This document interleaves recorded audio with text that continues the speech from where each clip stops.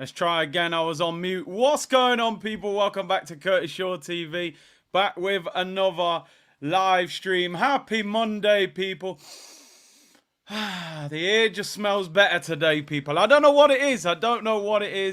But you know, that North London derby win feeling feels good. I can't lie though, people. At the same time, it is only Tottenham. You know, let me not hype these lot up too much as if, you know, there's some sort of monster. I've said it before and I've said it again.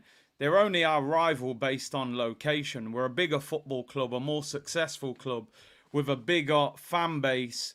We've got a better goalkeeper, a better back four, I would say at full strength, a better midfield, and I would say a better attack. So, you know, let's put it into context. But we also know it does mean a lot to the fan base. And, you know, around football, all eyes are on that game. And we had to handle business. 3-point lane, people. 3-point lane, you know what I'm saying? You know, you just go there, you collect and you leave, people. It is what it is. But it was important. I said yesterday's performance was not amazing, especially in terms of the midfield and the attack. But the result was massive. All eyes on this week. And I know in the title I've actually mentioned the Manchester City game. I don't want people to think that I'm ignoring the Atalanta game on Thursday.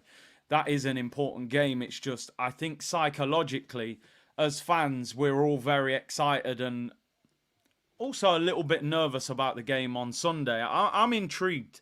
I want to see a different Arsenal against Manchester City. I want to see an Arsenal that look like they're there to win the game, you know, rather than over the years against Man City. I've seen Arsenal look like they're trying to survive there. I want to see an Arsenal team that goes there and really tries to beat them. Saka apparently had cramp, Hendon, so I think he'll be okay. Cramp, obviously, England played him for a lot of the two games. You find early in the season, especially when you've come back late from, you know, obviously with those guys international duty, that you won't be fully fit for maybe 6 or 7 games. So it was cramp. He should be fine. LSU Brentford made Manchete look mortal. I mean, yeah, 115 case starts today. That's going to take a long time though. But yeah, I thought Brentford did well. I thought you've got to hit Man City on the break. At the moment, they're not playing Kyle Walker, so they don't have as much pace in that back four. They need to be got at. I would probably start Raheem Sterling on the left, to be honest. And then you get Declan Rice back in that midfield. But listen, it was a massive result yesterday. There's no doubt about it. I sat there at half-time and I said, listen, performance, throw it out the window. Throw the performance out the window. And it's all about winning that game of football and getting out of there. I compared it to going to the toilet. We do call that stadium the Tottenham Hotspur toilet. I said, you go there, you take a dump, you don't flush it, you leave skids, you close the window, you don't even spray any Febreze, and you just walk out. You've left a complete and utter mess for the next person to walk into. And that's what we did. We went there, it wasn't pretty, we dumped and we left, people. And that was all you need to do when you go to that stadium. It don't need to be pretty. It just doesn't. And I'm personally delighted with the 3 points. I'm not going to sit here and say that I'm disappointed with the performance, because it's a result over performance kind of game. I think there'll be other games where I'm more looking at the performance as well as the result. So listen, big up to everyone locked in. Great numbers on the watch along yesterday. Really appreciate it. Happy Monday. See you net. You know how it goes, people. You know how it goes. Information and entertainment always. Sterling always turns up against his former clubs. Was brilliant both games versus City last season. He did twist up Kyle Walker. Jason said, I didn't expect us to get anything from that game. Fair play to the boys. I actually think that... Hey, big up Dre in the chat, man. Happy birthday. One more year, pandem. Hey, big up yourself. Happy birthday to Dre, man. Blessings to you, bro. Hope you have a good one. And listen, you know, you have to enjoy them days, bro. So all the best. I actually... I think Ange got it wrong yesterday. I thought he picked the wrong team.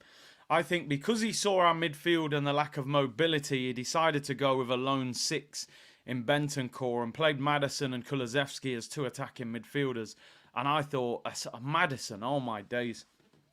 I don't know if people have seen this stuff going on online with Maddison. The ball went out for a throw-in. near Mikel Arteta. Maddison and Arteta hug each other. Maybe, who knows? There were rumours that Arsenal tried to sign Maddison from Leicester. So as Maddison's sort of going over to collect the ball to take the throw-in, him and Arteta embrace each other. Quick hug. They're smiling, and then Maddison goes to pick up the ball. Tottenham fans are going crazy, saying, this guy, blah, blah, blah. Why is he embracing the manager and smiling? I said, yo, you know. And then there's some old tweets where Maddison was dissing Tottenham. So it looks like his own fan base are turning on him. I like Maddison as well. It's a shame he went to Tottenham. He was a player that I liked. Once he goes to Tottenham, you know, I have to stop that. So, but I reckon Madders deep down, he knows that Tottenham stink. He just went there to try and, you know, push his career forward. So, yeah, man. Madders knows, man. You can just tell. You can just tell. January signing. Well, one thing I'm really hoping is that the fact that we spent, in terms of net spend, around £5 million in the summer, I'm just hoping that there's some money in that pot for Arteta to go and buy somebody in January. That's what I'm hoping, because, listen, I'm absolutely delighted that we won the game yesterday, but I'm still just hoping we can do something else. Maddison over Fabio Vieira. Isn't it crazy to think they cost the same amount of money? Imagine if we had Maddison and Odegaard. But, hey, it is what it is. Right, we're going to talk about yesterday's game. I'm delighted that we won. There were a lot of positives. There was also some things to be, I won't say negative, I will say constructive about. You know, where there are still some things that could do with tweaking. Forest did do really well. Big up Forest, man. Shock result of the weekend. Liverpool beaten at home. Hometown club. Whole heap of pace in that front line. Masterclass from Nuno, man. Ain't it crazy, by the way? Brennan Johnson, who played for Tottenham yesterday. £40 million from Forest to Tottenham. Forest buy Hudson-Odoi for £5 million. I don't know about anybody else. I think Hudson-Odoi is better than Brennan Johnson. So, I'm going to be honest. Forest, absolute masterclass in my opinion. Hudson-Odoi to me is better than Brennan Johnson. Brennan Johnson's got no end product. He runs in a straight line. It's like a train on a track. It's like he don't turn at angles. Hudson-Odoi is a better player than him. 5 million. And you get 50 million people saying we've had 50 million. They shouldn't have even paid 50 million Jamaican dollars for him. He's a bad player. I'm sorry, he's quick, but he is bang average. Hudson-Odoi is better than him. Way better than him as well, by the way. That is a shocker. That is a funny one, that. Anyway, let's talk about yesterday's game. Player ratings. We'll break down the players. As I always say on here, two things that I always say on this channel, people. Two things. Number one, winning fixes everything in football. Believe me. I've been at clubs. I've been around players who are at clubs. Oh, the mood's bad. The fans aren't happy. You didn't sign that player. This guy ain't playing well. We lost last week. Oh, but you won this week. Winning fixes everything. As an Arsenal fan, be honest. I can see you, you know. I can see all of you in the chat. I know you. You feel good today, don't you? Every Arsenal fan, you feel good today. You woke up. You know, when you wake up in the morning and you go, you gather your thoughts. You've just woke up. You're like, right, what is it? What is it? Oh, it's Monday morning. What happened yesterday? Oh, we beat Tottenham 1-0. And you scroll through the timeline. There's a whole heap of celebrations. Have you guys heard that song that they're singing for Gabriel?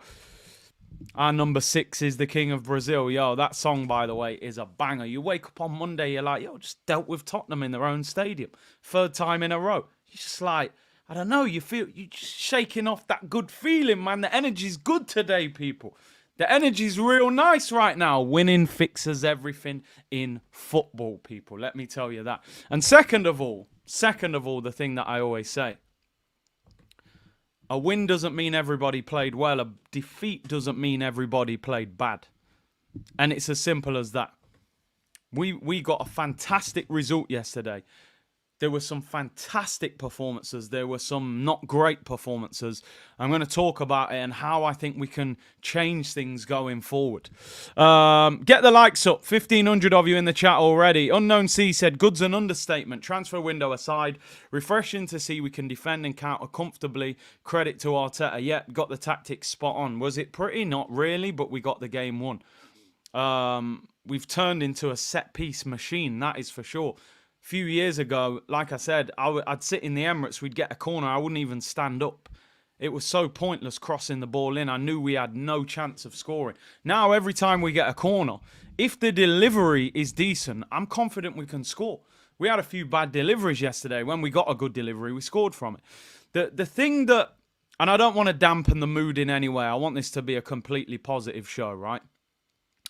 The thing that bothers me a little bit deep down is I think we're 2 players short from winning the Premier League.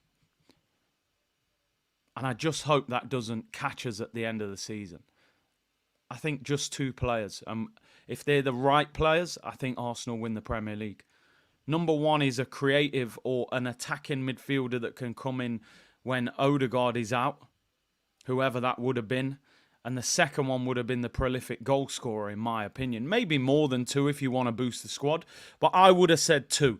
We've got 7 players out injured. If you get 4 or 5 of them back, that improves the bench.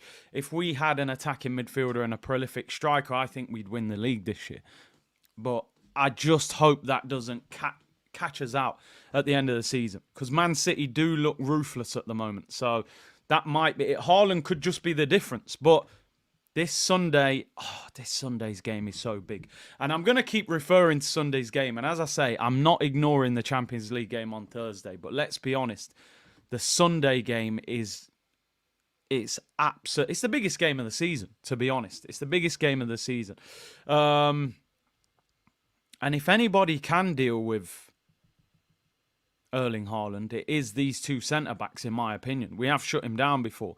Olban said, singing Gabby's song at the gym all morning. Ole, ole, ole, ole. Hey, what a player.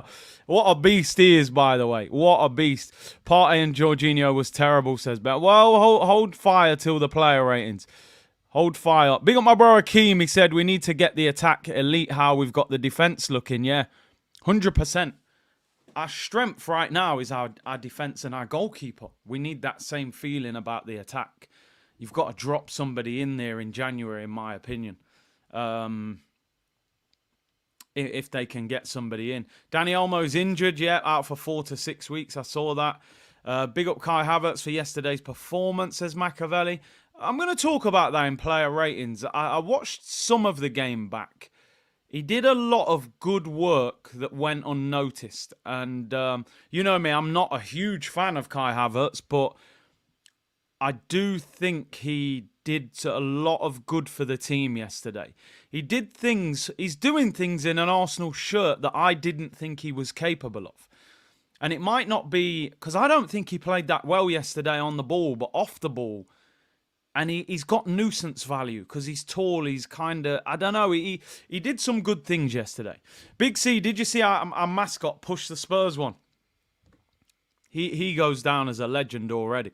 He really does. He goes down as a legend, that kid. Seriously. Harlex, Big C, have you ever considered doing pre-recorded videos on other Premier League teams and other major leagues? It could attract a broader audience. Well, I want to do... Obviously, you've seen I like to do these little tactical things on a Monday. But I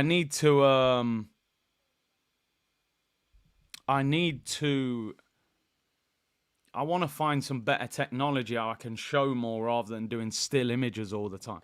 So we'll figure it out. The mascot wanted all the smoke. He went there, he knew what time it was. Said, this little chicken football club can't deal with the Gunners, man. So it is what it is.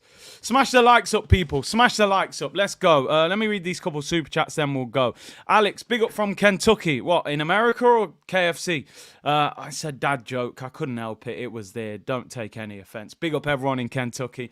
To the whole C Unit community, home from work with my sick kids and finally catching the show live. Great win yesterday. Get well soon. To Alex as children, and big up to you locked in. And Sudge said, big up Curtis in the community, hit the likes and subscribe. Love for the love, as Turkish would say. Big up your damn self. It was a good weekend. It was a good weekend for Arsenal. We need this to be a great weekend for Arsenal. Let's get into it. 1-0. Do you want to talk about the passion? They say a picture says 1,000 words. I mean, there's veins popping out of his head. The veneers are going crazy. The hairline's looking strong. I mean, that picture says a lot to me. I'm being serious. I'll be totally honest, right? And I said this. I felt disconnected from Arsenal Football Club for a little while. I felt disconnected. Not because we weren't winning things. Because, you know, sometimes you just got to go through that. It was the players that were playing for Arsenal, I just didn't feel represented this football club properly. They didn't even look like Arsenal players. We had some scrubs in our team. You know what I mean? No disrespect. We had some scrubs. And I ain't talking about the TLC song. Well, I kind of am, to be honest. But we had players that shouldn't have played for Arsenal. That picture alone, that's what I'm talking about. That's the Gunners. That's the cannon. That's what Arsenal are about, people. George Graham, Arsene Wenger, Thierry, Adams, Vieira. You run through brick walls and then you show your quality after. I love that. No Mustafis, no Kolasinac, no Yaya Sonogos, none of that foolishness. Represent the shirt properly. Let the fans know. Because we lost a generation of fans, in my opinion. We lost a generation of kids who couldn't relate to Arsenal. So we got to claw that next generation back so that these young kids, the defenders, love Saliba and Gabriel. The midfielders love Declan Rice and Odegaard. The wingers love Saka and Martinelli, and, you know, and we keep it going. Well, the strikers, Havertz, if he scores 20 maybe. You know, we got to get the generations back. I'll be real, I see it. When I was a kid, I didn't see fans of certain other clubs. I take my son football now, I'm seeing other shirts. I'm like, right, we lost them fans.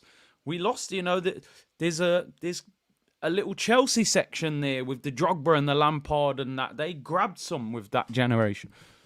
Look at this. Look at this from SG. I mean, you're not doing anything wrong, but that comment makes me want to block you on it. And you've done nothing wrong, all jokes aside. Just by looking at the names, I mean, I'm squinting. Mustafi. I mean, Koscielny don't deserve to be on that list, to be honest, but he threw our shirt on the ground, so he does. Cole Jenkinson, worst right back I've ever seen in my life. I'm convinced he won he got a gold ticket in a chocolate to play for Arsenal. Horrific footballer. Andre Santos, no way he's Brazilian. Scored one good goal away at Chelsea. Apart from that, one of the worst left backs I've ever seen. Let me get that list back. I didn't even mean to bring that off the screen. I want to actually go through them horrific names. Who's that? David Luiz. David Luiz was a good footballer. We got him too late in his career. He was washed. Mertesacker. I know he had the song BFG. I mean, I've seen a double-decker bus do a 3-point turn quicker than he ran. Awful player.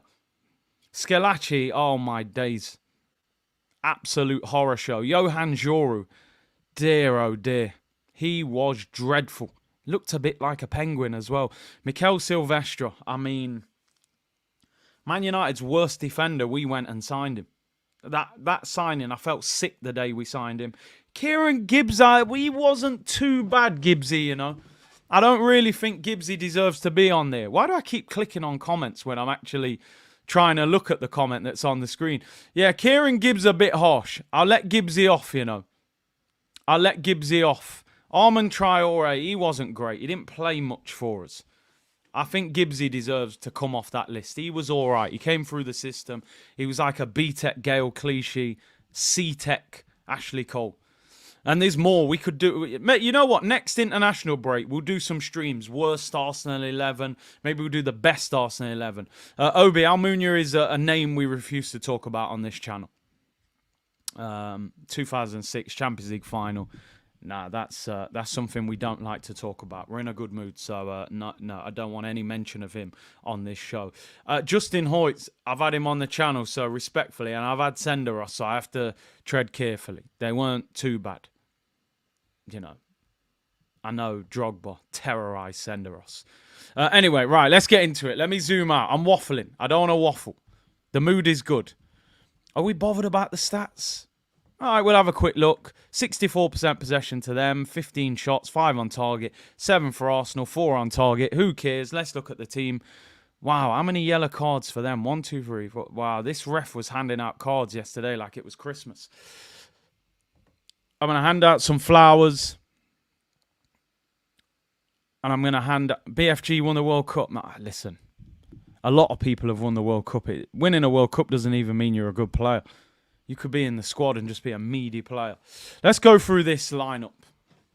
Listen, I haven't written down any ratings. I'm in the booth with no lyrics. No lyrics, people. So I want you guys to give me an input as well in case I get a bit lost. Some of you may have seen things in the game that I didn't see, so get yourself involved in the comments. David Raya, mate, is becoming a very, very good player. I always think goalkeepers, the best goalkeepers, you don't talk about them much. Think about it. How often do you talk about Alisson with your friends or your family? You hardly ever talk about him. Why? Because he's so consistent. And David Raya is getting to the point where nobody really talks about him because it's just like, yeah, David Raya, good again, 8 out of 10. You just keep it moving. You don't even really talk about him. He's becoming... He's been our player of the season so far, by the way. I think he's had man of the match in 2 of the 4 games. It's funny because when I saw him on tour, was it last year? Did he come late last year? Maybe he came after the tour. No, I think I saw him in the pre-season friendly Emirates Cup. I was thinking he don't look big enough. He's 6 foot. I don't know if 6 foot's big enough to be a top quality goalkeeper anymore. But he's class. He brings an element of calmness that I don't think Ramsdale had. I always said Ramsdale plays football like he drank 3 Red Bulls before the game. I thought Ramsdale looked poor for Southampton the other day as well. I don't want to throw shade on him now he's left. But I think fair play to Arteta. Because I was not totally convinced by this guy. I'll give him... I was going to give him an 8, but people saying 8.5. It's the North London derby. It's a clean sheet. He's probably going to win Golden Glove again. Let's give him 8.5, people. Why not? Let's keep it moving. I would have given him 8, but you guys were saying 8.5, so let him have it. Ben White at right back. For me, he was our worst defender. I thought first half he was very poor by his standards. Very poor. Gave the ball away to Solanke. If it wasn't for Saliba's recovery, we could be 1-0 down. That game could have gone totally different. I give him some credit. I thought second half he improved massively. And when you think about it, in my opinion, Son is Tottenham's best player. Son didn't do anything. So, how far do I mark him down? Or do I... To me, every player starts at a 6. I would say in the first half, he was at about 4.5, 5. I would say second half, he was at about a 7. I would probably... We won a big game. I'll give him a 6. I'll give him a 6, just about. I was going to give him 5.5, but I'm going to give him a 6. You know, if they score from that, he's getting a very low rating. But luckily they didn't, and fair play to him, he did improve second half. I give him a 6. I don't think he played that well yesterday, and he didn't really get forward and help Saka, but maybe they were concerned about Son on the counter-attack, so I understand that. He got spun in the first half, but second half, at least he recovered. You know, you're not going to play well all the time. I want to talk about this guy at left back.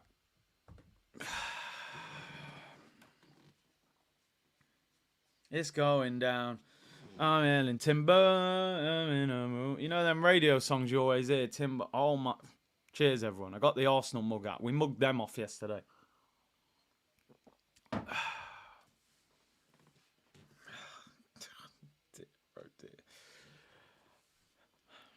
I mean, seriously. I'm trying to contain my excitement. I don't usually get excited about defenders. You're just defenders. You win the ball, you give it to the players that can play. I don't get excited by defenders. I'm sorry, but did you see that performance yesterday? By the way, did you see that performance yesterday from Beast Mode? He made me want to headbutt the wall. He made me want to headbutt the wall. The passion. The soft underbelly, it's over. Remember what they always used to say about Arsenal? Oh, the soft underbelly. They tickled our bellies. We're like a puppy that flips on its back, wags its tail and says, tickle my belly. Yeah, we used to get beat up. Mourinho's Chelsea and that. They battered us in broad daylight. Remember Lukaku against Pablo Mari? It was GBH in broad daylight. The soft underbelly is officially gone, people. Man said, yo, you hold that, Poro. Studs all over your ankle piece. Vicario comes over. Yo, brother. Yo. Vicario's chin was pointing at the sky. I said, what happened to you? You think you can do that to me, bro?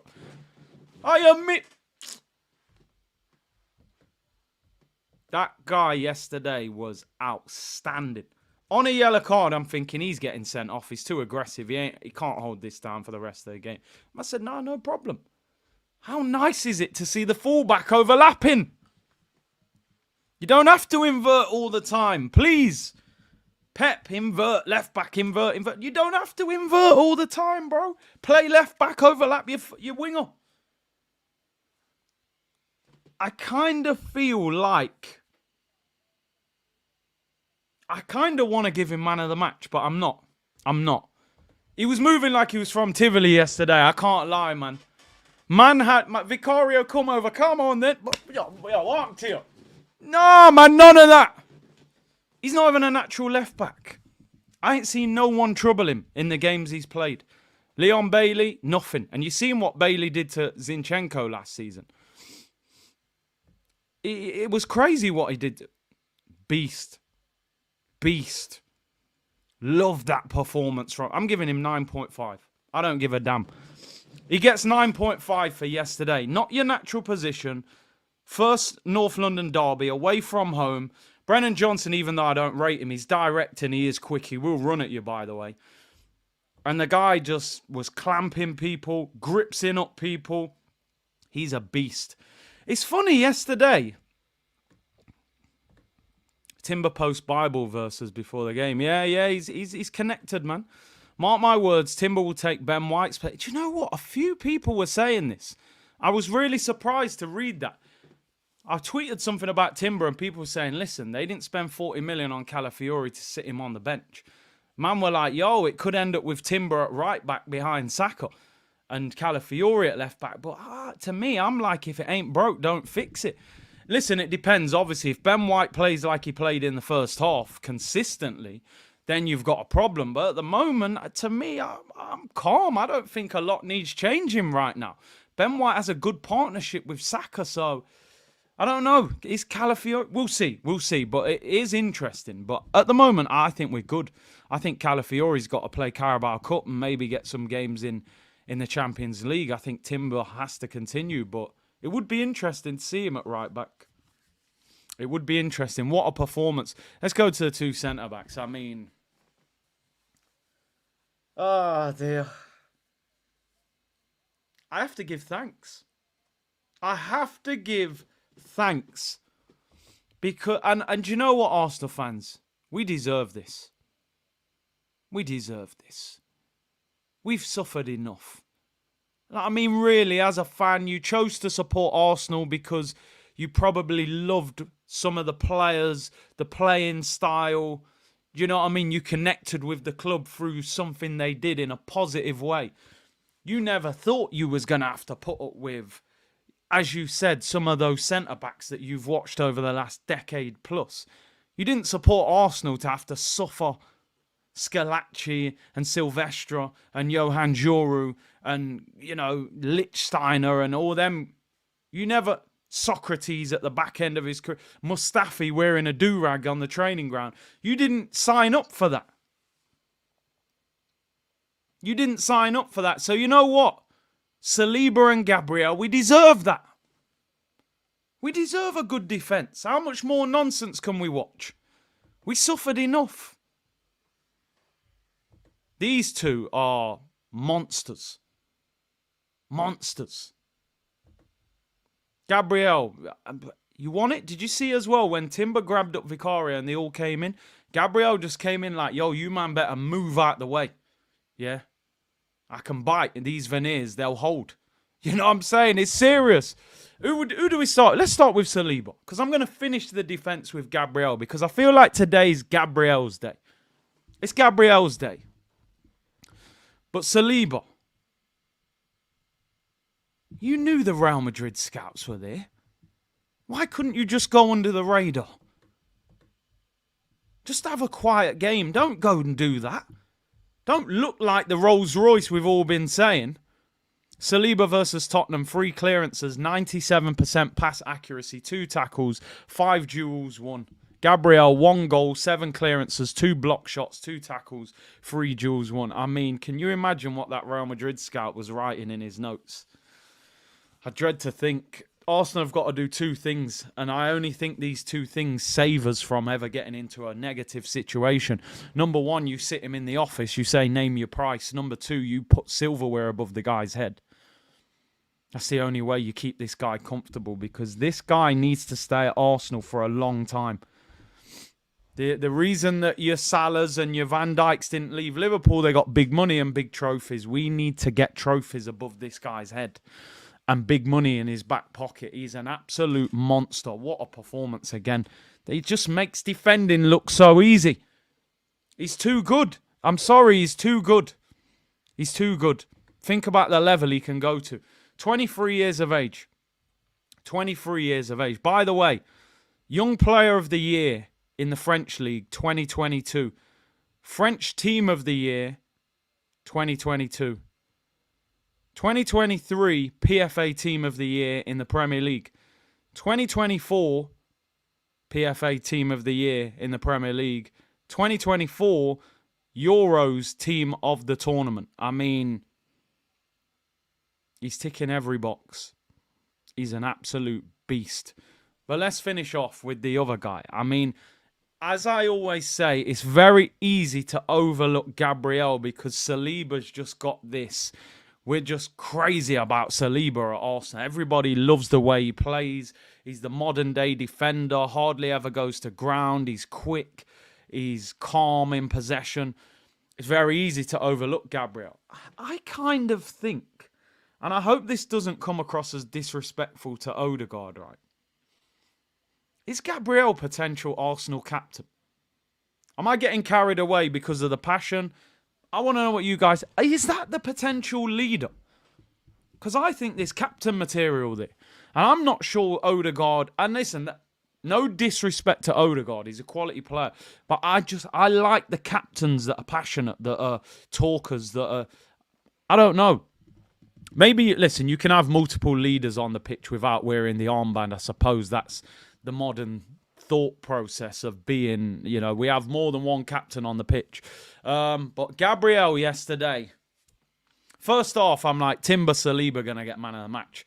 Second half, I'm like, Gabriel's cleaned up. Yeah, he is very aggressive at times. He is very aggressive, but we've seen aggressive captains work. You're saying he's a hothead. Patrick Vieira was a hothead, bro. Roy Keane was a hothead. Tony Adams, you know, he had that about him as well. They were fantastic leaders, though. You know, and they were hotheads. They got red cards. Him or Rice as captain. My captain, Odegaard. Listen, he ain't going to take the armband off Odegaard. He loves him. But I thought Gabriel yesterday was absolutely fantastic. Won so many headers. Got stuck into the scrap when Vicario tried it. Scored a fantastic goal. You know, with and even I like the little dark arts how he just gave Romero a little nudge. Wasn't a heavy push where Romero it gets a foul. Just a little push, heads it in, the passion. I'm giving him 10 out of 10 because at the end of the day, as a centre-back, what more can you do? I won my headers, I won my clearances, I blocked my shots, I kept a clean sheet in a difficult game, and I scored the winning goal. I don't think he can do much more than that. That's 10 out of 10. That's a perfect performance from a centre-back. So... 10 out of 10. For me, that's 10 out of 10. That's like a striker scoring a hat-trick. So, I'm giving him 10 out of 10. Did you see the block he made before the corner that led to his goal? Was that the one... who shot that? Was that... Johnson shot that. I see he made a good block from Johnson. I don't know if that was directly before the goal. Highbury's Local Badger. I've been saying Magalhaes for captain long time. Saliba said he is a leader. 100% cap. I think he is. The hothead thing doesn't worry me. Clement said Gabriel's scout of being an Arsenal captain is valid. He is vocal, plays with passion, aggressive at times, but he's very good positionally in defence. Won duels and tracks runners. Absolutely brilliant players. Gunnar said I change it 10 both centre-backs. What did I actually give Saliba? I'm going to give Saliba 9.5. He was outstanding. He didn't score, though. And he got booked. It was a silly booking as well. Ran off with the ball in his hand. And this guy bags goals as well. Scored 5 goals last season, yeah. Let's go into the midfield. Oh.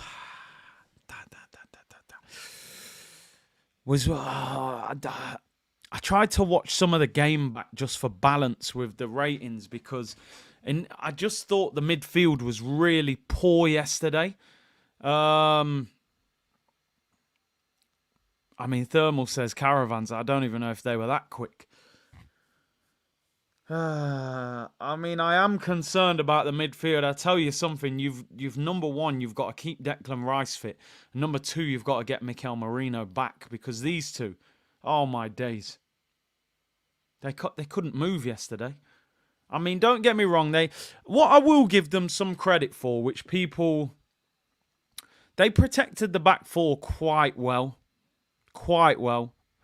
But Jorginho a number of times caught in possession. One time he loses the ball and then he goes and rugby tackles James Maddison because he knows he ain't going to catch him. I mean... And he got booked. What do I give them? I'd probably give Jorginho 5.5. I'll give Partey 6.5. I'll give Partey 6.5 because I gave Ben White 6 and I feel like Ben White was very poor first half. Partey defensively was quite good. It's just like there was one time the ball got crossed in. Instead of putting his foot through it and clearing it, it's like he tries to clear it with his studs. And he puts us in trouble. There was just one or two little moments. Partey, I'll give Partey 6.5. I'll give Partey 6.5. I'll give Jorginho 5.5. I think Partey was better. He won a lot of duels, but he just didn't get on the ball at all, you know. I think one thing is clear. Those two need to go in the summer. Seriously need to go. Their lack of mobility is hard. It's worrying. You're carrying it. It's a good job Declan Rice is back. Imagine going to Manchester City next Sunday with that midfield. I'd be watching from behind the sofa with a do-rag and sunglasses on. Honestly, like old school G-Unit with a spinning G-Unit chain. Like, crazy. Partey protected quite well. Listen, the one thing you've got to look at to give them a bit of credit is they had 2 attacking midfielders in Kulusevski and Maddison, and none of them did anything. So, defensively, they weren't too bad. You know, they tried. I actually felt sorry for them. I wanted Arteta to just take them off, give them a pillow and a quilt, and let them go home and sleep. There, you know, WD-40 settings. Serious. Listen, they did a job. Why have they put Martinelli in midfield on this? But we'll talk about Martinelli.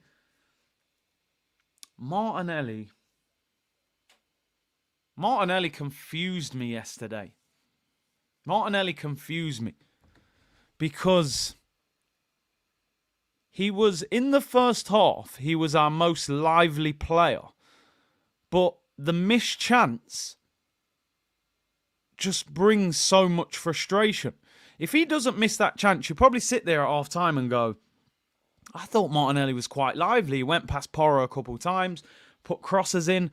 The problem you've got with Martinelli at the moment is the end product.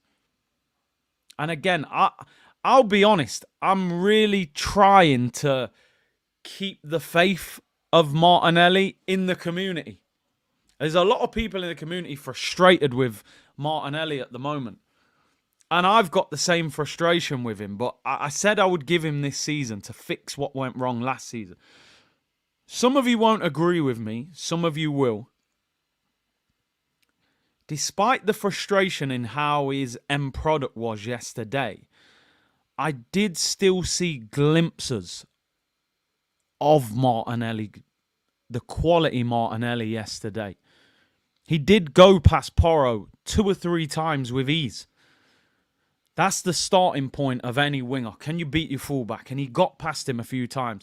The end product needs to improve. He misses a big chance, such a big chance.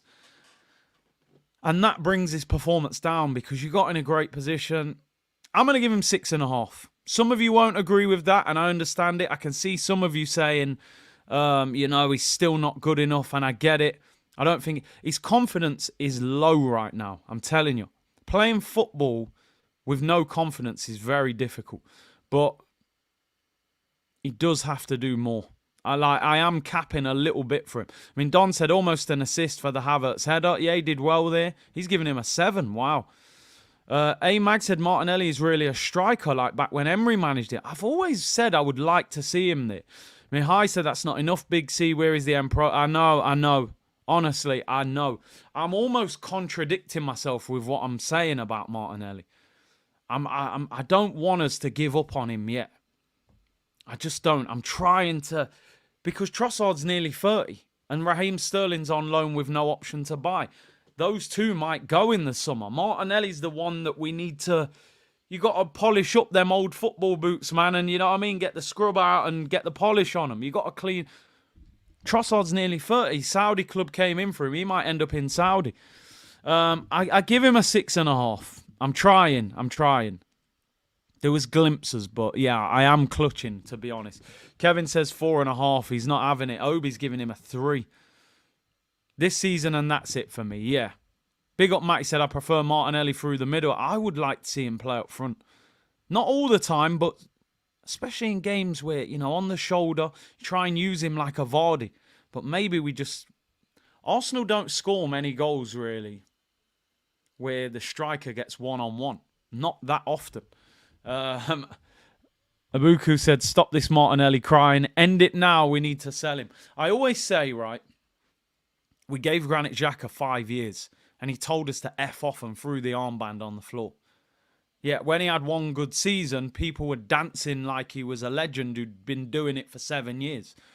He comes back for a pre-season friendly in the summer. They've got a big thing on the screen. Please welcome back Granit Xhaka. Granit. I said, brother, 1 year out of 7. You lot are welcoming him back like it's Dennis Bergkamp or something.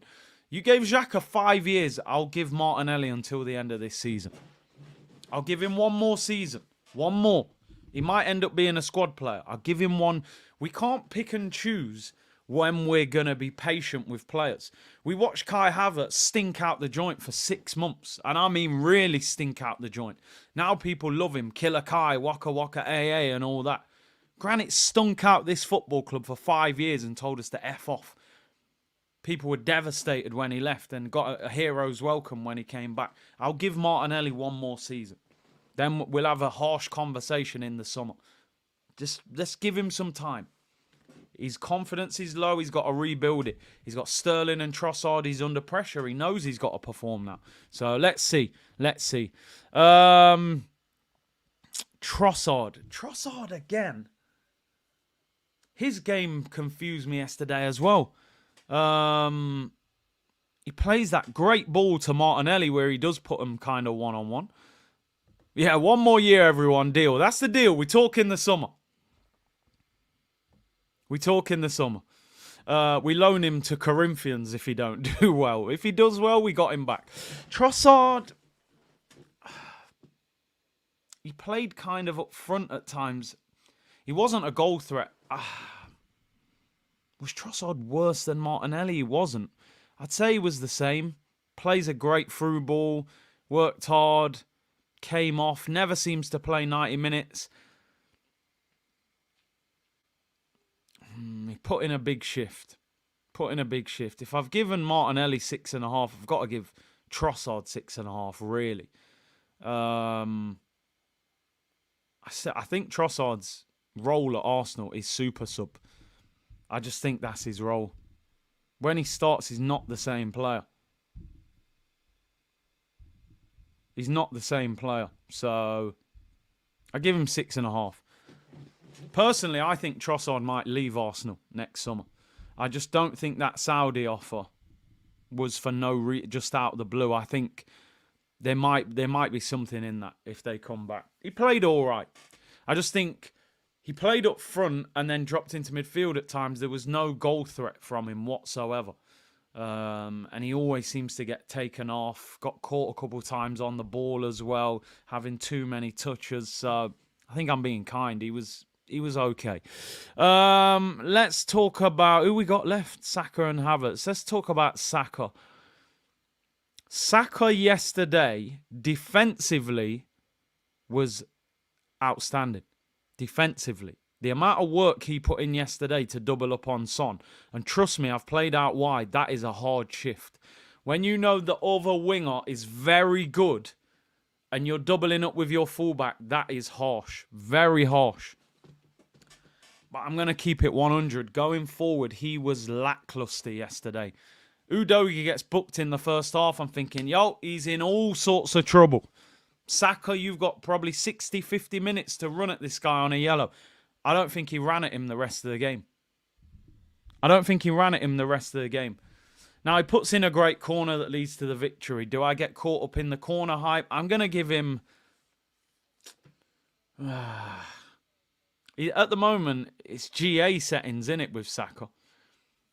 He'll get you an assist. He'll get you a goal.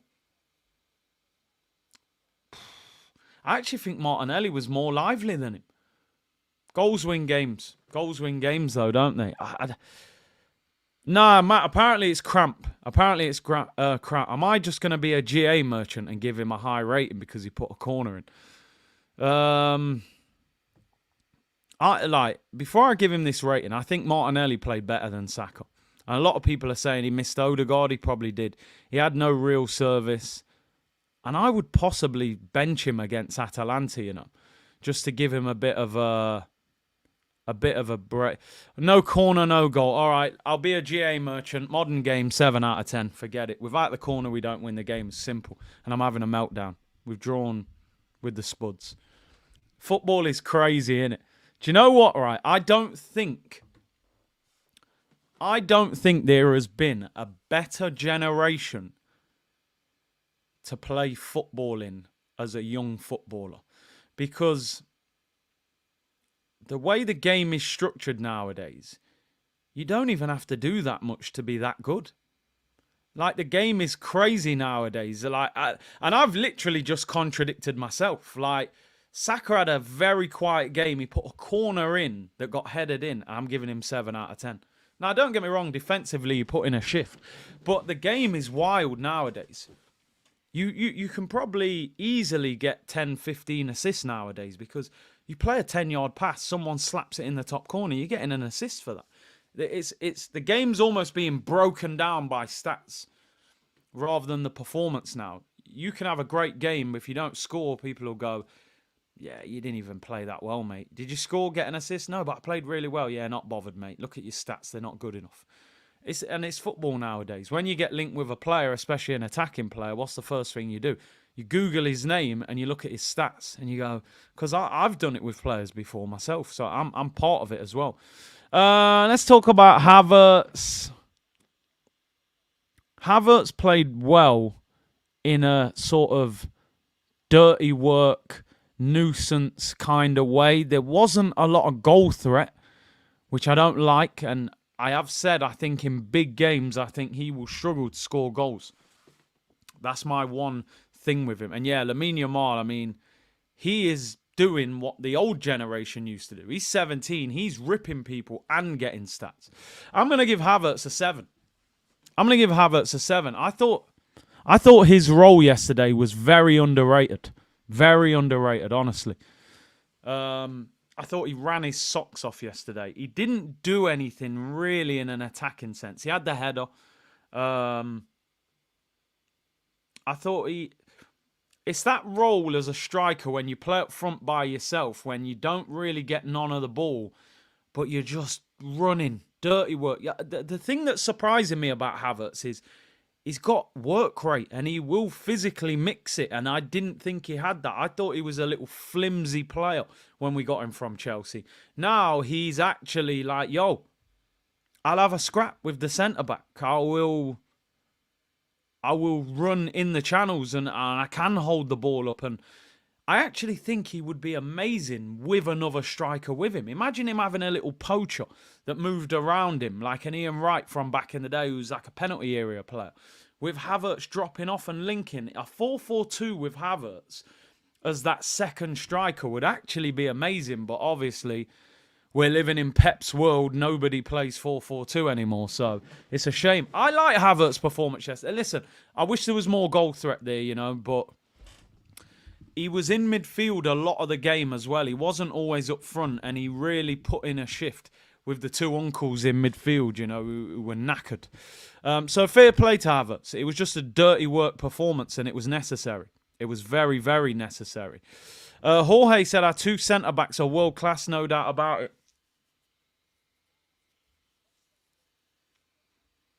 I would say I'm hyped. I am hyped. I would still say Gabriel's not quite world-class. And I am hyped right now, let me tell you that. So if ever there was a time you could catch me out, it's right now. If I'm being totally honest, I would say Gabriel isn't world-class yet. He struggled a little bit in that Brazil team. He has had those bozo moments a bit, although they're a lot less frequent. But he is very, very good. Very good. Havertz reminds me of Crouchy. I'm not sure if that's a good thing or not, to be honest. You know what I mean? Crouchy. Man like Crouchy, Let's go to the bench quick.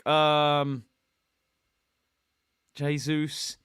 Under the influence of Jamaica. Sterling's been here 2 weeks. Jesus got cane rose. And listening to Cartel in the car, it's gone mad. He came on and just fouled people. Just fouling everyone, Jesus. And Sterling, brother, shoot. You cut inside the defender, bend it in the far corner. Why are you running with the ball again? Them two just get a little standard 5, man. They didn't influence the game. But listen, I don't care how long this guy came on the football pitch. I don't care. I've seen enough. We all understand the game, people. We all know the game. If you're good enough, you're old enough. I'm sorry. He's got to get game time. This kid... No, in fact, no. Rewind. Let me not call him a kid. He's 17. He's a young adult. Lamine Yamal's 17. I want to see this guy getting game time at Arsenal this season. And I mean serious game time, by the way. I'm not talking about Carabao Cup against Bolton at home. I'm not talking about 5 minutes when we're 3-0 up and, just go and have a run around because you're a young player. I'm talking about he can start games, people. Big games. I think this is the next star of Arsenal. If we manage him correctly. Did you see what he did to Saul? It was like Steph Curry crossing someone over in an NBA game, brooking up ankles. The man dropped Saw to the floor. Little shoulder, boop, where you go? The man just moved the shoulder, one wet y'all. That low center of gravity. I want him to get game time. Serious game time. If Odegaard is out for a significant period of time, I think Nwaneri in that attacking midfield. It might Declan Rice, Partey, Nwaneri as a midfield 3. I'm ready. Listen, I'm going to be totally honest. I might start him against Man City. Or Atalanta. Maybe Atalanta you start him. In my head, I'm thinking it might be harder against Atalanta than Man City because those Italian teams are very, I don't know, they sit deep and they deny you space where Man City try and attack you a little bit and create space. I'm telling you, I'm in the zone. I wouldn't be against him starting. Fling him in there and let him go. Was Trossard that great yesterday in that attacking midfield role? Was he that great? Do you not think Nwaneri could do what he would? I'm ready for it, bro. I'm telling you. He's quick. He turns. He's going to run Rodri all over the place. He won't start against City. We know Arteta will go with experience, but there's a superstar there, or a young star if you manage him in the right way. I'd give him some game time this week. 2 games this week. I think we have to rotate, definitely. So, yeah. Finally, I'm going to finish with Mikel Arteta, because Arteta does deserve credit for yesterday. We were all questioning what team do we play, and, you know, will he bring Jorginho in? Will he bring in Trossard, Havertz, this, that, the other? Look, at the end of the day, we went there and won the game, and it worked. And we kept a clean sheet in a game that I thought this would be tough to keep a clean sheet. So I'm giving Nwaneri a 7, by the way. That little cameo was quality. 10 minutes, I saw enough. You just know by how somebody manipulates the football that they can play. By the way they dribble, you can just see it. You can just see it. So I'm going to give Mikel Arteta, I'm going to give him 9 out of 10. I give him 9 out of 10. There was a clip where the ball was going out for a throw, and apparently picked the ball up and the ball was still on the line and Tottenham were going mad about it. I like those kind of things. Wind people up. You're hugging Maddison, making him smile. His own fans are turning on him. I like all that. I just like all that. It's 3 times in a row we've been to Tottenham and turned them over. Yo, we had... And this is a very difficult conversation. Let's keep it 100, people. For, what, 4 years? 4 or 5 years, they finished above us. They got to a Champions League final. They finished second in the league. I know they don't win anything. It's Tottenham. But they were on a journey where it was starting to look like, yo, something ain't right here. We're struggling to get top 4. They're getting to Champions League finals. Arteta has flipped that around. We're now looking at them like... Oh, move them little idiots out of the way, man. We just go there and collect and go home. It's like the bailiffs. We take your sofa until you've paid your debts. So we've turned that around, and it wasn't looking like that under Wenger. In them latter years, we turned them into some big bad wolf that we couldn't even handle at White Hart Lane. So, but there's a long way to go. Tottenham's done for me now. That's end of conversation. I won't be talking about that Tottenham game beyond this stream, really, on this channel. My focus now is on the next 2 games. Now, I'm trying not to talk about Man City too much because we do have a game against Atalanta on Thursday. And with this new structure of the Champions League, I think it's actually harder to qualify because you're playing more better teams now. Rather than, you look at our Champions League group last year with Sevilla and PSV and was it Lens? Like that's a Europa League group, really. We got to play PSG, we got to play Inter, we got to play Atalanta. This is a hard run for us, and we haven't been great in Europe for a long time. So I don't want to look past Atalanta and look at the Man City game too much. But it's hard not to look at that Man City game because it's such a big game. OG's 5 o'clock. OG's 5 o'clock, people. So make sure you come over to Turkish's channel at 5. We'll be talking about yesterday's game in more detail as well. So, yeah, and I'll be back here at 2 o'clock tomorrow. Atalanta is a tough game, by the way. Very, very... I think they're better than... they're better than every team we played in the Champions League group last season. And away from home in Italy, you just know they're going to be difficult. You know, Ademola Lookman... There's a number of players there. Skamaka's doing well over there. It'll be a tough game. Very tough game. And the annoying thing is Man City play at home on Wednesday. We play away on Thursday. So we play 24 hours later and we've got to travel. So I think Arteta's got to rotate a little bit for this game. I've got to be honest. I don't think he can go to Atalanta, play our full strength 11 and then expect them to recover, go to Man City on Sunday and play your full strength 11 again. I think you have to make 1 or 2 changes. The good thing is Declan Rice will return, so I would imagine maybe Jorginho drops out. But then do you bring other players in? I think it's a good opportunity to get a couple in. I would like to rest Saka, to be honest, just because he came off with cramp and you don't want to risk anything going wrong there, but he's so important to the team. Whether Arteta will feel comfortable resting him or not is a different scenario. So I'm not sure. But listen, just briefly looking ahead, White Glove said, Lookman is a big problem. Ben White, look out. And yeah, I wasn't sure when we were being linked with Lookman whether I wanted him, but we'll see how good he is. Cole said Havertz plays every minute in multiple positions, always seems to be running hard, probably covers the most ground, never seems to get injured. Yeah, listen, he's durable. He never stops running. You just want more goals from him if he plays through the middle. Big C, you need to do some neutral watch-alongs. We're going to get them going. Winter's coming now, you know, it's holidays are over and that, so we'll get down to it. Atalanta have conceded 8 in 4 games. There you go. There you go. Let's just briefly look ahead to Man City.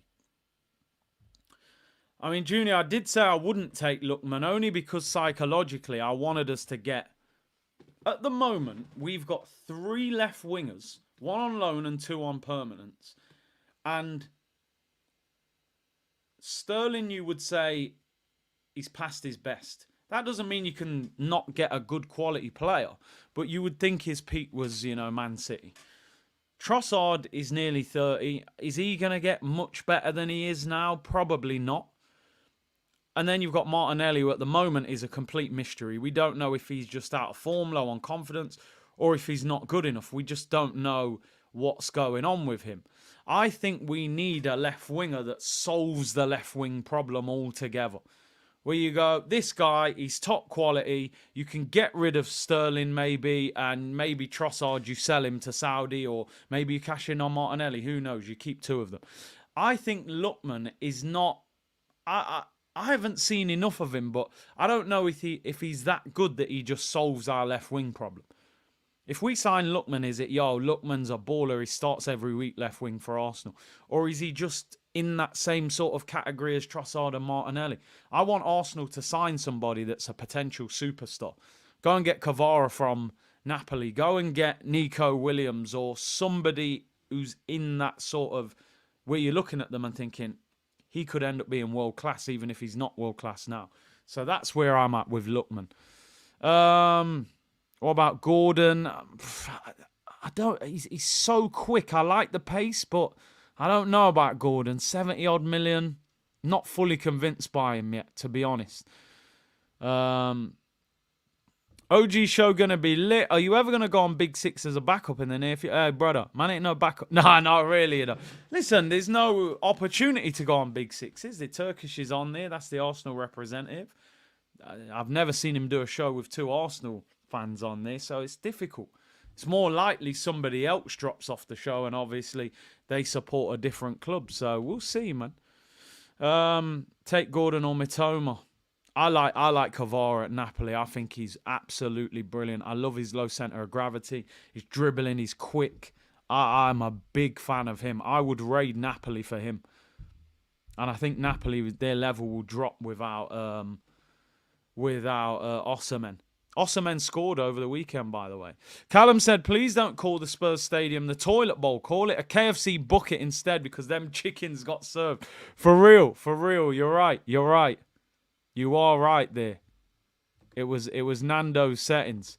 Right, just looking ahead briefly, the weekend. And that's a good point, by the way. Rodrigo was benched at the weekend. There's now little rumours coming out of Real Madrid saying that Ancelotti's not happy with this Vinicius, Mbappe, Rodrigo front three. He feels that maybe there's not enough hard work defensively there. So he took Rodrigo out, put another midfielder in. Is this the start of... A lot of people have said Rodrigo might end up falling out of that team. I would take Rodrigo for big money. Like, that's the kind of winger I want. I'm not really trying to get Lookman, to be honest. But anyway, it's Arsenal against Man City. First against second. Last season, we took 4 points off them. A victory at the Emirates and a draw at the Etihad. Now, I know a lot of people always say Klopp only beat Man City once in the Premier League at the Etihad. However, the thing that I always thought was very different was I always felt like when Liverpool went there, they went there with the intention of taking 3 points. It was Salah, it was Mane, and they clipped them plenty of times at Anfield. Maybe not so much at the Etihad, but, you know, they did beat them in cup competitions as well. I think psychologically last year, maybe we missed an opportunity because they were missing players and we were still very defensive. and we got a draw, which I didn't celebrate that draw that much because I don't think Man City played that well that day, and I thought they were there to be got at a little bit more. If you draw, but you put them under a lot of pressure and Ederson makes a few good saves and you hit the bar and they've scrambled, I think that's very different to go in there feeling like you've almost parked the bus and you've hardly attacked them. So I think we've got to go there with a slightly more positive mindset about beating them. And I think it's time. I think it's time to go at them a little bit more. Listen, you can't go there and play all-out attack. They'll pick you off. But go there and have a go at them. And be a bit more positive about defeating them rather than hanging on all the time.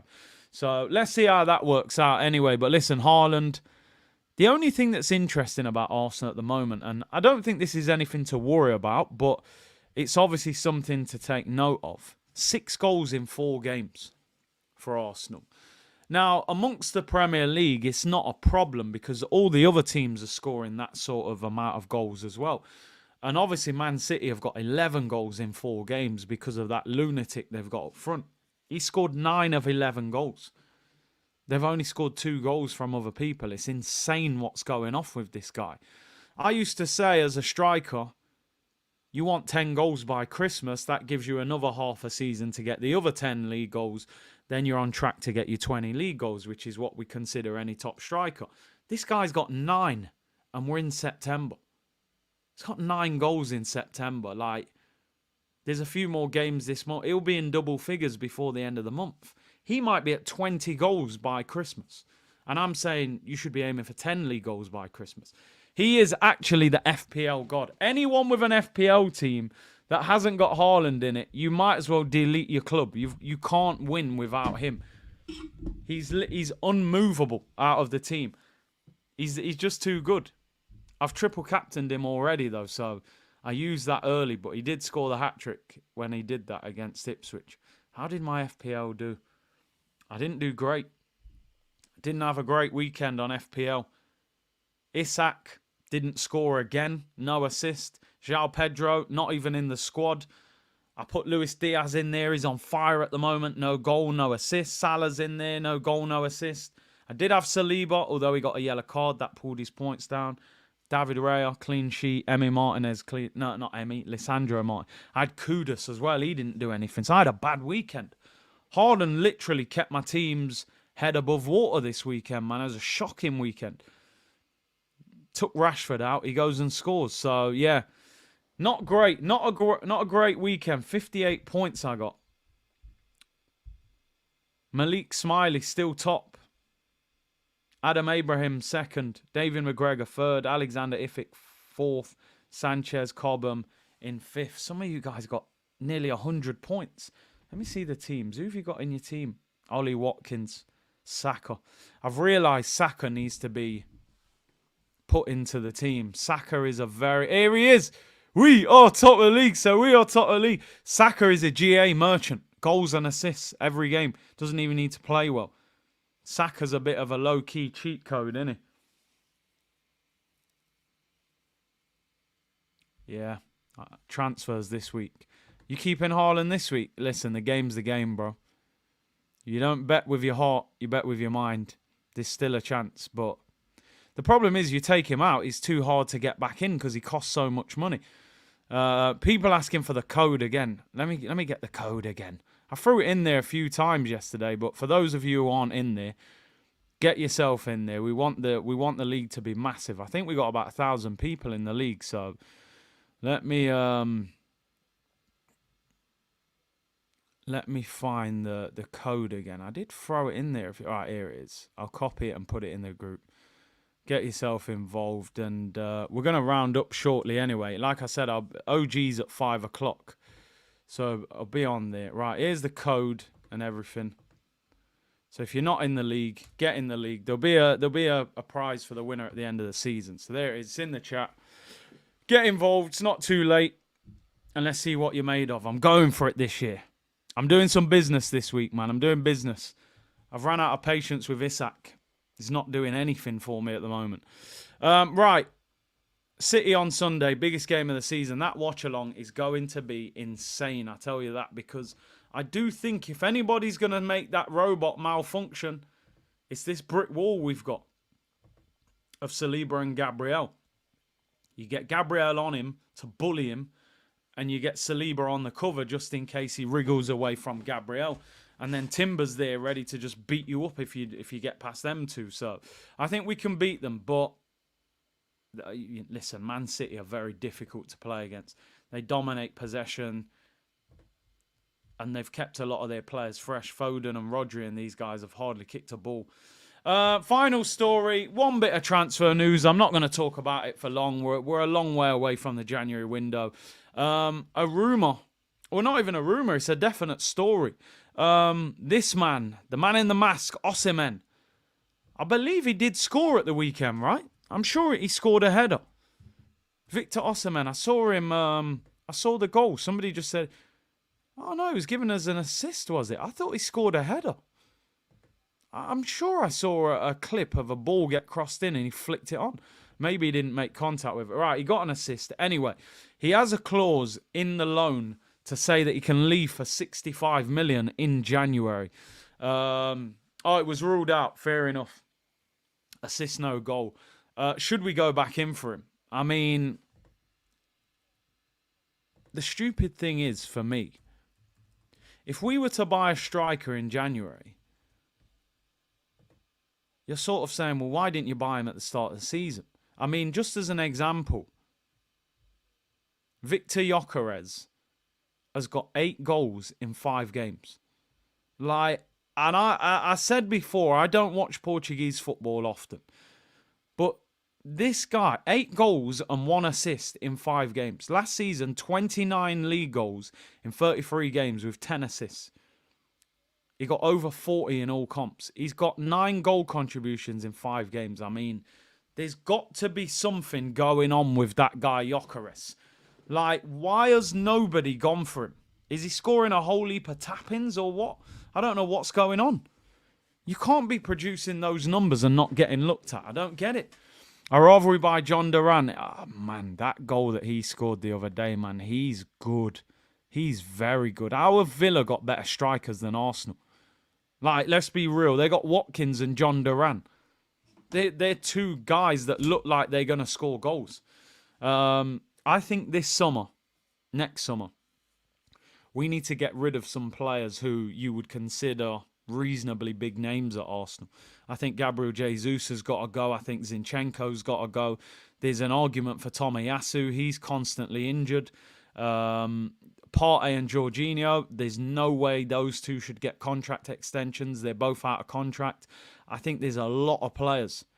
But the thing is, Matt, like I was talking about this, right?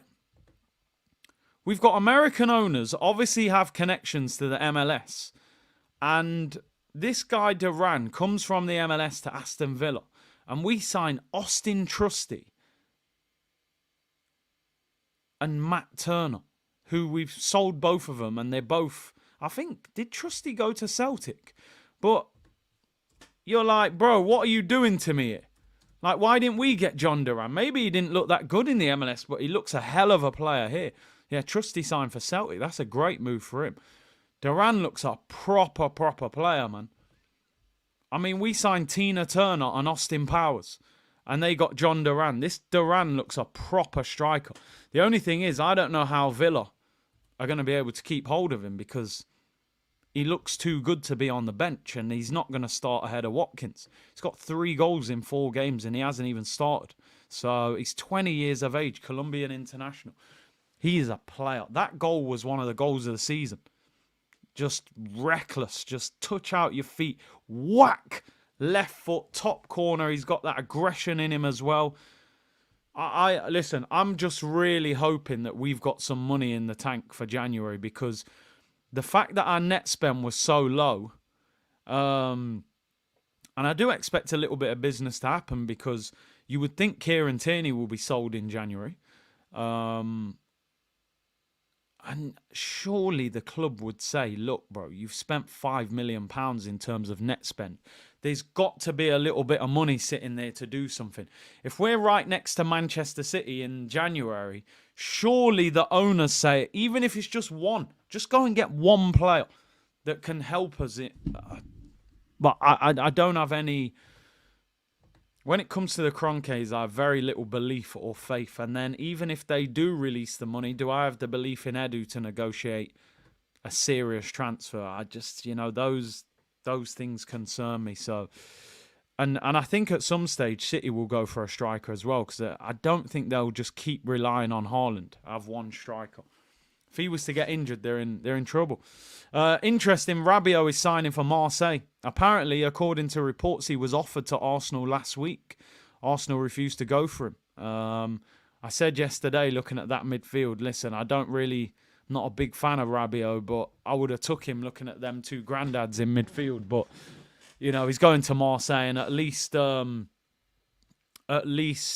Rice is back now anyway.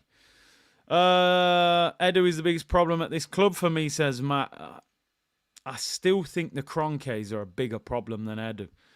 And ultimately, who gave Edu the job? It's them. They've decided he's good enough. He didn't hire himself. So maybe his role has played an effect on the recruitment, of course. But I suppose he's that much of a problem. They're the bigger problem. Tommy said... Huge C, I think you need some chat emojis for your streams. Could be real funny. Have I not got... There's a few. I need to update them, don't I? I need to update them. 2K watching. Get the likes up to 1K and subscribe. I am pretty much done, people. I am pretty much done. Been on for an hour and 17. Been a good show. Tottenham cooked. Don't even want to talk about them no more. It's only Tottenham, little old Tottenham. James said January sell Tierney, Tomiyasu and Zinchenko. Yeah, you could. How long is... We need to know when these injured players are coming back. 7 players out injured. Calafiori, Tomiyasu, Tierney, Zinchenko, Marino, Odegaard, Declan Rice. Obviously, Declan Rice back from suspension. So 6 players out. And we still don't know how long Martin Odegaard is out for. They're still playing mind games. They know how long he's out for. It wouldn't surprise me if he tried to drag that one out till the weekend just to let Pep know, or not let Pep know whether he's available or not. But I've got absolutely no doubt that Martin Odegaard will be out for a few weeks. Listen, it'd be amazing if somehow he was back for the game against Man City. People saying press conference. Yeah, you're right. I did have that. I think it was only a short one. Where is it? We'll do the quick waffle, then we're done. I'll skip through this, then we're out of here. Don't forget, I'm back at 5. OGs with Turkish. Make sure you tune in. We'll go into a bit more detail about the game. On our performance, I'm super happy. Obviously, you know what it means to our club. Hopefully, we have achieved, blah, blah, blah. I loved it. Since the day we started to get by, the team got hungrier. Let's skip it.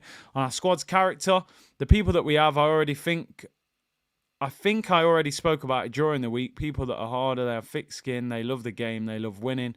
In order to love the game, sometimes people call them ugly. Enjoy doing these ugly things is a big compliment of this team. Let's skip it. What it means to win here, we've won 3 years in a row. I don't know when's the last time that happened. It's a big week coming up that's going to give us a lot of energy. You're right. On Odegaard's injury, regarding Martin, we still have to wait and see. He certainly wasn't available today. He definitely knows. He doesn't want to tell us. On Nicolas Jover's influence, that's a set-piece coach. In his field, other fields as a person, the relationship we have, honestly, we're running out of syrup already, mate, the waffle. On Bukayo Saka coming off, I made 2 changes with the front players. Suddenly he's down. I looked at the bench, the options, we had to adapt. I don't know what it is. I don't like that. I don't like the fact he's saying he don't know what it is. I thought it was known that it was cramp. Somebody said it was cramp. That better not be an injury. On how the boss had to prepare for this week, I didn't enjoy it. I didn't sleep much. I looked at Spurs for 4 or 5 days. I had a super clear plan. I prepared everything, the sessions, the meetings, and then one news, we lose a player. Another news, we lose another player. Another news, we lose another player. I completely had to change it. On what the wind says about our players, that they adapt, loving the game regardless of context. Jorginho, he loves the game. He doesn't play it. Yeah, we saw that, mate. He didn't move for 90 minutes. But he loves winning. I mean, when he's not playing, he's training like an animal at his age. after winning everything. So when you ask him to play 90 minutes, like he hasn't played probably for the last 5 months, he's able, even cramping everywhere. He managed to do it. The same with Urian. He's been out for a year. He hasn't played 90 minutes at all. He was struggling today, but he managed to do it for the team. Jorginho's an animal, people. What an animal. A slow-moving animal. He reminds me of a turtle. Maybe a turtle. Not the Ninja Turtles either, because they can move. Let's get through it. On the way we defended, he said, I didn't want to. I wanted to press much higher, lose the ball in much better conditions. On if there's a concern with the scheduling of our next 2 games, said whether I have or not, I'm sure we're going to play Thursday and Sunday. So it is what it is. On if the boss felt a bit calmer at the end of the game compared to last season, yeah, obviously, because it was after being 3-0 to 3-2, you say this cannot happen. On Gabriel's performance, I think the way he evolved, he's a Charizard now. First of all, as a person, and then on his role at the club, at the team has been phenomenal. It's been great to watch. On if the boss prefers winning the way we did or by a bigger margin. I mean, what kind of question? What manager's going to say I'd rather win 1-0 than 5-0? He said 5-0, but this one today I think was extremely special, and I'm very happy about it. Short and sharp. I can't read any more of that waffle. People, let me read out this super chat. Tommy said, Nyamming waffles, drinking syrup, expressions losing, and end the stream, Dave, with man music. You've got ahead there. That's usually the Elliot Roberts one, but big up to man like Tommy. Jorginho the sloth, yeah. 32 pace on FIFA. People, thank you very much for tuning in. Great support. Back on here, 2 p.m. tomorrow. And with Turkish at 5 p.m. on his channel today for the OGs. Tune in if you can. Hit the like button, subscribe. It's only Tottenham, people. We beat them every year. Take care, everyone. Bless.